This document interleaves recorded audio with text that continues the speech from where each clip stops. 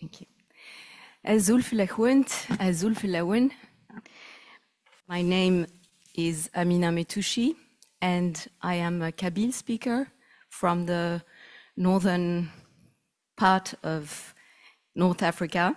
You can see the region on the top left of this slide.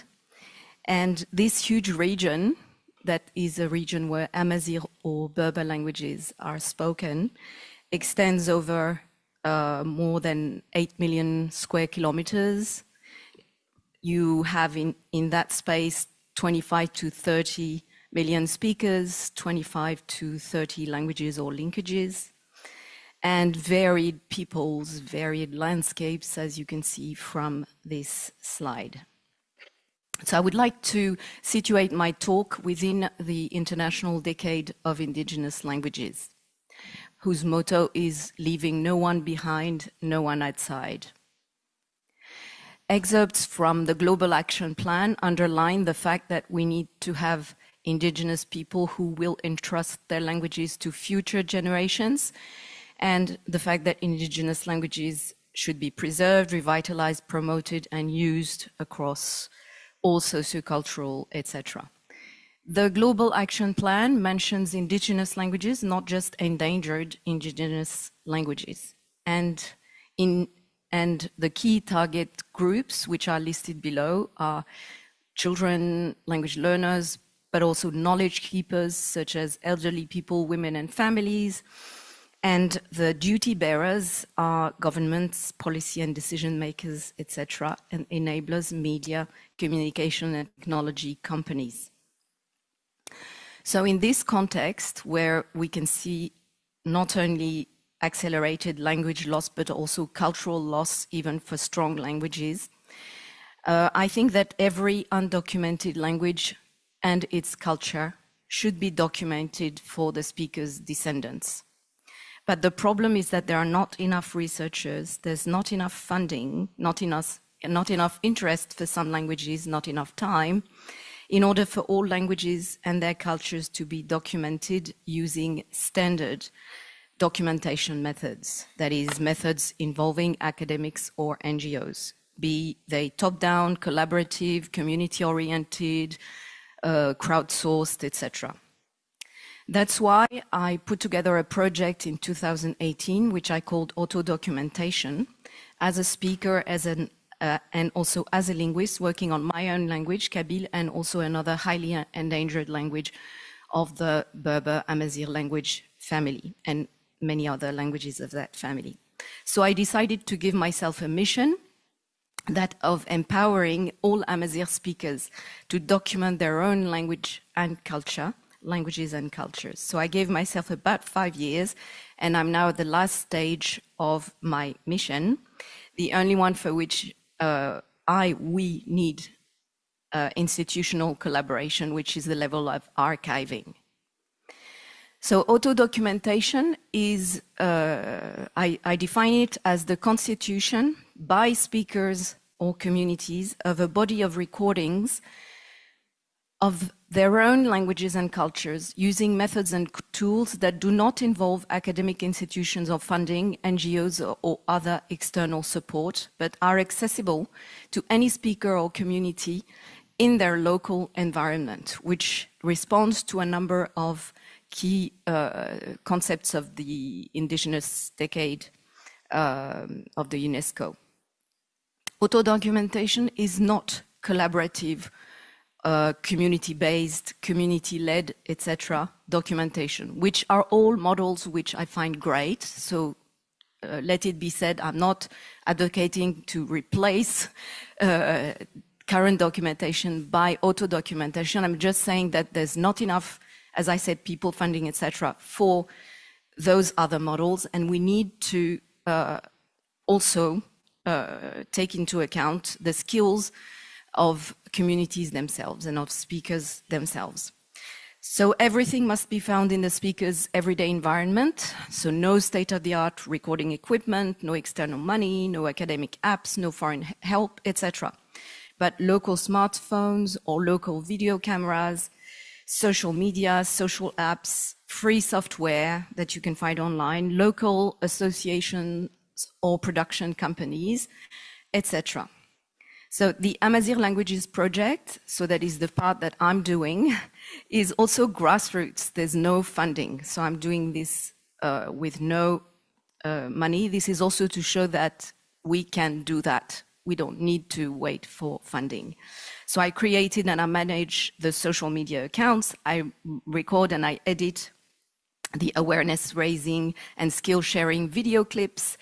I interact with other activists for dissemination, etc. And doing this, I also show that I also learn how to do the things that I am proposing that other Amazigh speakers do.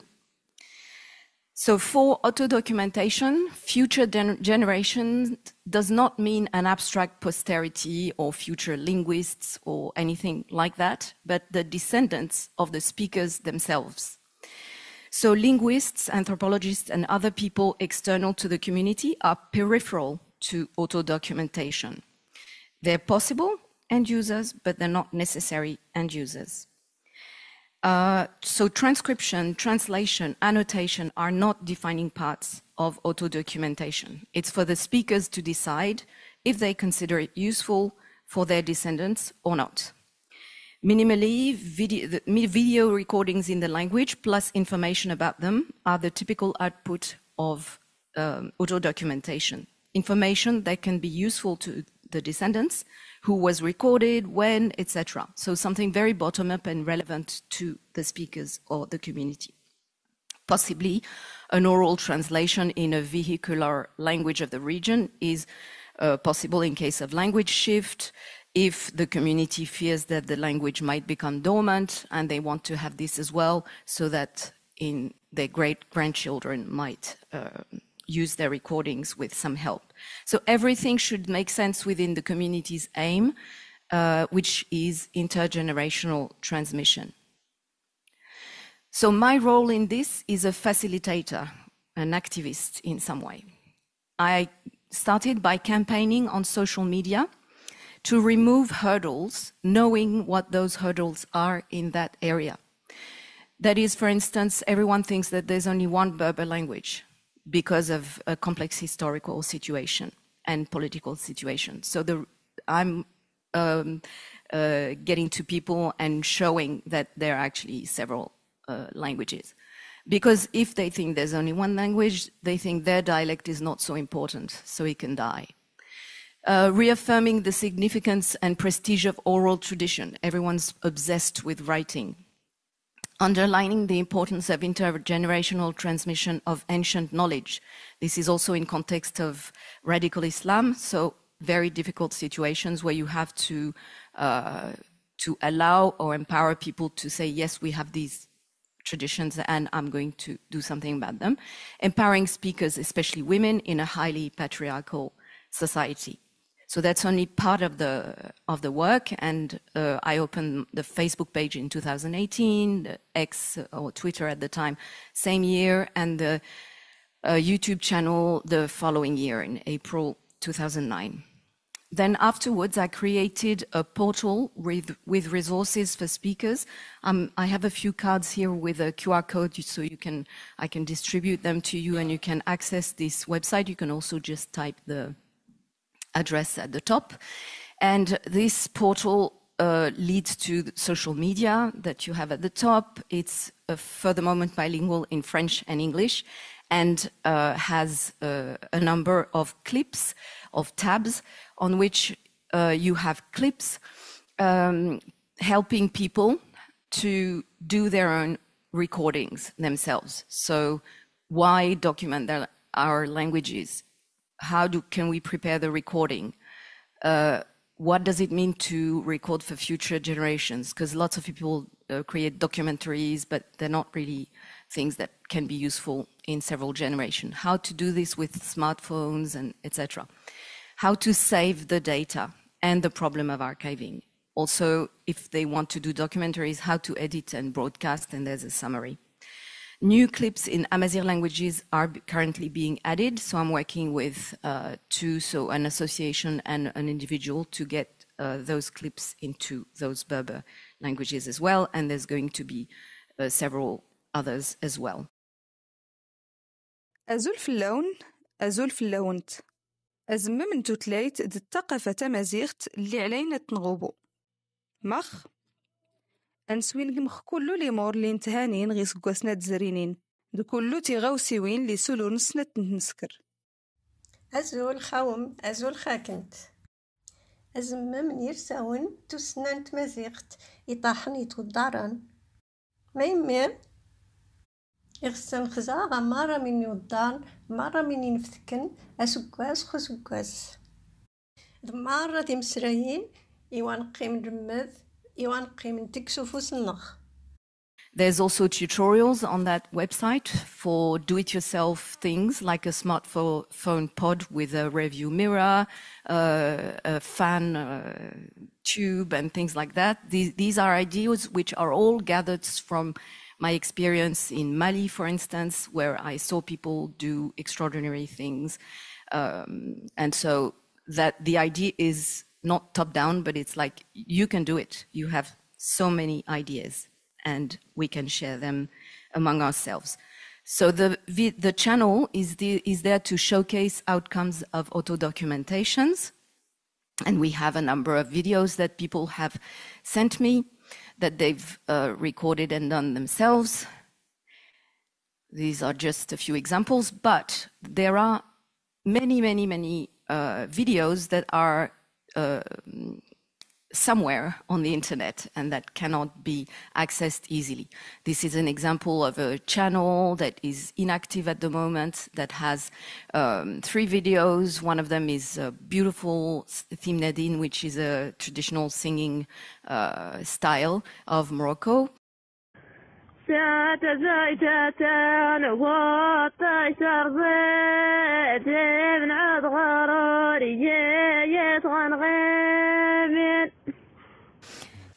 This is a video also on a Facebook page which does all sorts of other things than doing this, but has great information about the weaving process.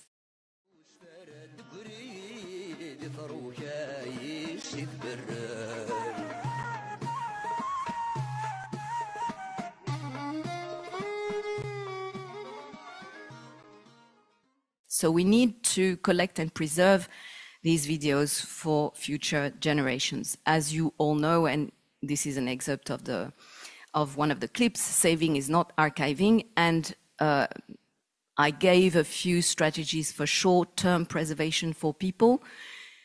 Medium-term preservation. So my main take is to use YouTube and put it in unlisted mode on YouTube.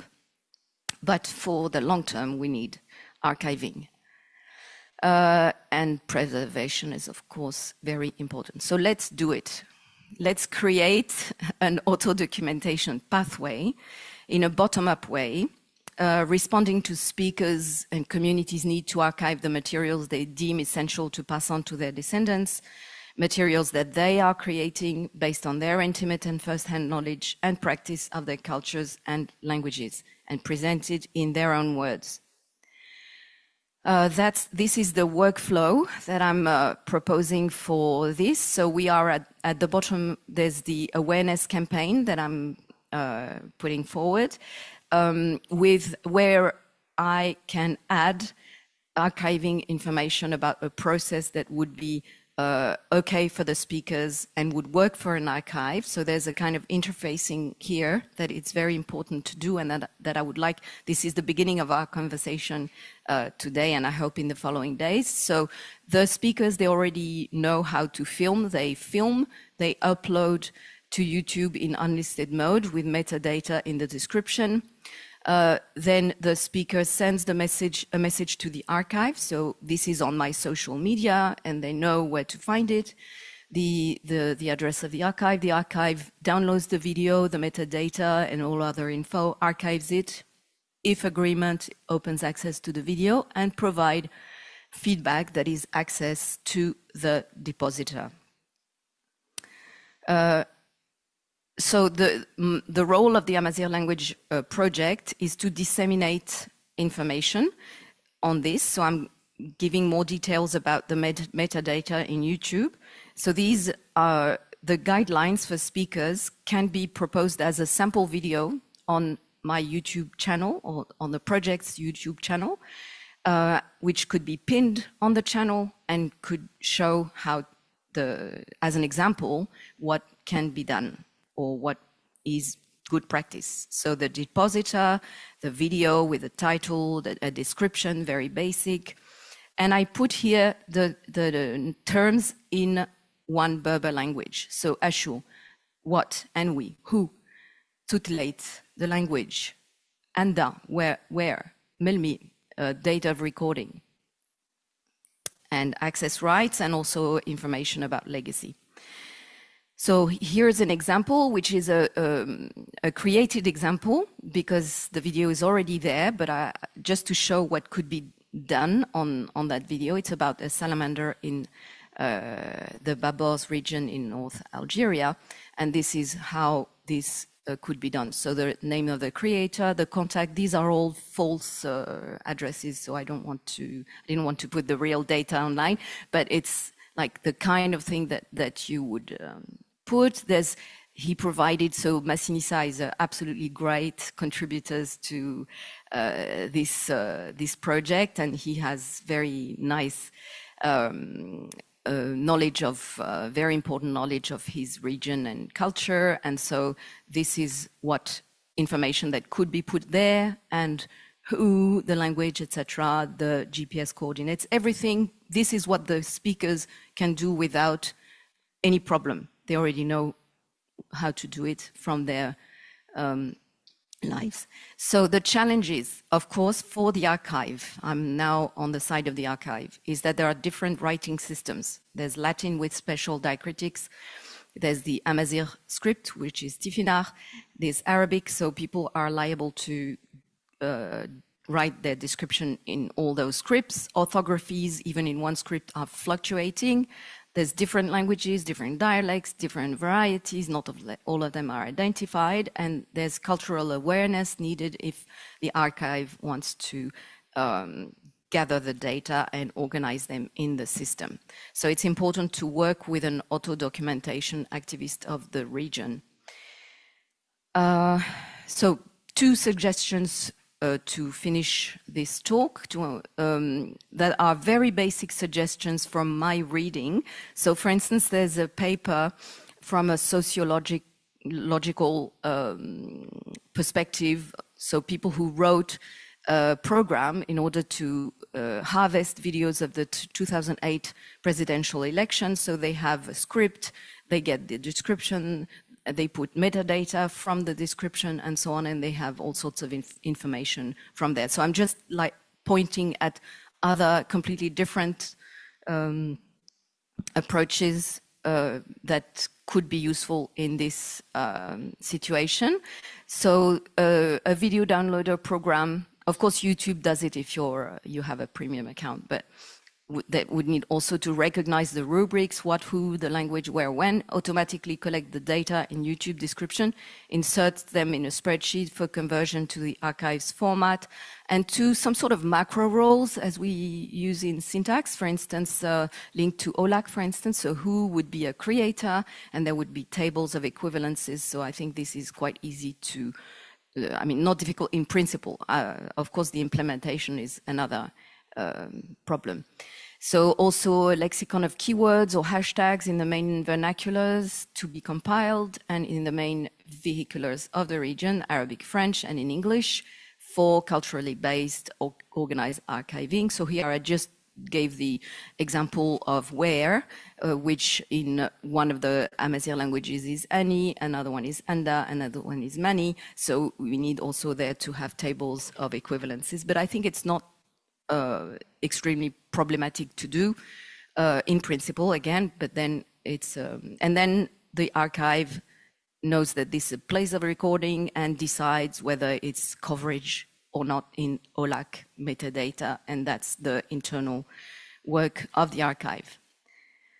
And then Mirth, thank you. This is my proposal, and I hope we can talk about it now and later.